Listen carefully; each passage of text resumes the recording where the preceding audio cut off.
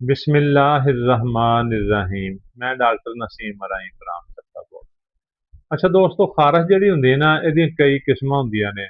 Allopathic ਦੇ ਵਿੱਚ ਤੇ ਖਾਰਸ਼ ਦੀ ਇੱਕੋ ਹੀ ਗੋਲੀ ਹੁੰਦੀ ਹੈ ਨਾ। ਕੋਈ ਲੋਰੇਟਾਡਿਨ ਲਿਖ ਦਿੰਦਾ ਹੈ, ਕੋਈ ਸਿਟਰਾਜ਼ੀਨ ਲਿਖ ਦਿੰਦਾ ਹੈ, ਕੋਈ ਡਿਸਲੋਰੇਟਾਡਿਨ ਦਿੰਦਾ ਹੈ ਤੇ ਮਰੀਜ਼ ਖਾਣਾ ਸ਼ੁਰੂ ਕਰ ਦਿੰਦਾ ਹੈ। ਮਗਰ ਹੋਮਿਓਪੈਥਿਕ ਦੇ ਵਿੱਚ ਹਰ ਅਲਾਮਤ ਦੀ ਅਲੱਗਾ ਦਵਾਈ ਆ ਔਰ ਮੁਕੰਮਲ ਸ਼ਿਫਾ ਯਾਬ ਕਰਦੀ ਆ। ਸਾਡੀ ਅੱਜ ਦੀ ਰੈਮਡੀ ਹੈ ਆਰਸੈਨਕਮ ਐਲਬਮ। ਆਰਸੈਨਕਮ ਐਲਬਮ ਦੀ ਅਲਾਮਤ ਕੀ ਆ, ਕਦੋਂ ਉਹਦੀ ਜ਼ਰੂਰਤ ਪੈਂਦੀ ਆ। ਜਿਹੜੇ ਲੋਕਾਂ ਨੂੰ ਆਰਸੈਨਕਮ ਦੀ ਅਲਾਮਤ ਹੁੰਦੀ ਹੈ ਨਾ ਖਾਰਸ਼ 'ਚ, ਉਹ ਲੋਕ ਖਾਰਸ਼ ਕਰ ਕਰਕੇ ਇੰਨੀ ਖਾਰਸ਼ ਕਰਦੇ ਨੇ ਕਿ ਉਹ ਜਗ੍ਹਾ ਤੋਂ ਖੂਨ ਨਿਕਲ ਆਉਂਦਾ ਹੈ। ਯਾਨੀ ਖਾਰਸ਼ ਕਰਨ ਨਾਲ ਖੂਨ ਨਿਕਲ ਆਵੇ ਤੇ ਆਰਸੈਨਕਮ ਬੜੀ ਆਲਾ ਦਵਾ ਹੈ। ਜਾਂ ਫਿਰ ਜਿਹੜੇ ਬੰਦੇ ਨੂੰ ਖਾਰਸ਼ ਹੁੰਦੀ ਆ, ਉਹ ਜਾਂ ਤੇ ਗਰਮ ਜਗ੍ਹਾ ਤੇ ਬੈਠੂਗਾ, ਗਰਮ ਕਮਰੇ 'ਚ ਬੈਠੂਗਾ। ਅੱਜ ਕੱਲ੍ਹ ਗਰਮੀਆਂ 'ਚ ਵੀ ਰਾਤ ਨੂੰ ਜਦੋਂ ਉਹਨੂੰ ਖਾਰਸ਼ ਹੋਏਗੀ, ਠੰਡਕ ਮਹਿਸੂਸ ਹੋਏਗੀ, ਉਹ ਬੰਦਾ ਕੱਪੜਾ ਲਏਗਾ। ਕੱਪੜਾ ਲੈਣ ਦੇ ਨਾਲ ਉਹਦੀ ਖਾਰਸ਼ ਨੂੰ ਅਫਾਕਾ ਹੋਣਾ ਸ਼ੁਰੂ ਹੋ ਜਾਏਗਾ ਔਰ ਕੁਛ ਦੇਰ ਤੋਂ ਬਾਅਦ 20 ਮਿੰਟ ਅੱਧਾ ਘੰਟਾ ਉਹਨੂੰ ਸਕੂਨ ਹੋ ਜਾਏਗਾ। ਜਾਂ ਉਹ ਜਿਵੇਂ ਗਰਮ ਕਮਰੇ 'ਚ ਜਾ ਕੇ ਲੇਟੇਗਾ ਨਾ, ਉਹਨੂੰ ਸਕੂਨ ਹੋ ਜਾਏਗਾ।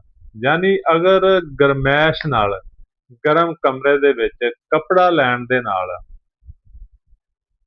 ਖਾਰਸ਼ ਨੂੰ ਆਰਾਮ ਆਉਂਦਾ ਹੋਵੇ, ਖਾਰਸ਼ ਕਰ ਕਰਕੇ ਮਰੀਜ਼ ਖੂਨ ਕੱਢ ਲੈਂਦਾ ਹੋਵੇ, ਹੋਮਿਓਪੈਥਿਕ ਦਵਾ ਆਰਸੈਨਕਮ ਐਲਬਮ 200 ਤਾਕਤ ਦੇ ਵਿੱਚ ਉਸ ਮਰੀਜ਼ ਨੂੰ 5 ਕਤਰੇ ਰੋਜ਼ਾਨਾ ਲੈਣੇ ਚਾਹੀਦੇ ਨੇ। ਚੰਦ ਦਿਨ ਦੇ ਵਿੱਚ ਉਹਦੀ ਖਾਰਸ਼ ਵੀ ਠੀਕ ਹੋ ਜਾਏਗੀ ਔਰ ਉਹਦੀ तमाम ਅਲਾਮਤ ਠੀਕ ਹੋ ਜਾਣਗੀਆਂ ਔਰ ਉਹ ਸਿਹਤਮੰਦ ਹੋ ਜਾਏਗਾ। ਅਗਰ ਕਿਸੇ ਮੇਰੇ ਭਾਈ ਨੂੰ ਇਹ ਅਲਾਮਤ ਹੈ, ਕਿਸੇ ਮਰੀਜ਼ ਨੂੰ ਇਹ ਅਲਾਮਤ ਹੈ ਕਿ ਉਹਨੂੰ ਕੱਪੜਾ ਲੈਣ ਨਾਲ ਸਕੂਨ ਆਉਂਦਾ ਹੈ, ਗਰਮੈਸ਼ ਨਾਲ ਸਕੂਨ ਆਉਂਦਾ ਹੈ, ਜਾਂ ਉਹ ਖਾਰਸ਼ ਇੰਨੀ ਸ਼ਦੀਦ ਹੁੰਦੀ ਹੈ ਕਿ ਖੂਨ ਨਿਕਲ ਆਉਂਦਾ ਹੈ, ਉਹ ਆਰਸੈਨਕਮ ਐਲਬਮ ਲਵੇ 200 ਤਾਕਤ ਦੇ ਵਿੱਚ। ਦਵਾਈ ਲੈਣ ਤੋਂ ਪਹਿਲੇ ਕਰੀਬ ਤਰੀਨ ਕਿਸੇ ਹੋਮਿਓਪੈਥਿਕ ਡਾਕਟਰ ਨਾਲ ਮਸ਼ਵਰਾ ਕਰੋ ਔਰ ਉਹਦੇ ਤੋਂ ਦਵਾਈ ਲੈ ਲਓ ਤਾਂ ਕਿ ਸਨਦ ਰਵੇ ਕਿ ਦਵਾਈ ਠੀਕ ਆ। ਸਾਡੀ ਵੀਡੀਓ ਨੂੰ ਲਾਈਕ ਤੇ ਸ਼ੇਅਰ ਕਰੋ ਤਾਂ ਕਿ ਵੀਡੀਓ ਹੋਰ ਲੋਕਾਂ ਤੱਕ ਪਹੁੰਚੇ ਔਰ ਉਹਨਾਂ ਦਾ ਵੀ ਫਾਇਦਾ ਹੋਵੇ।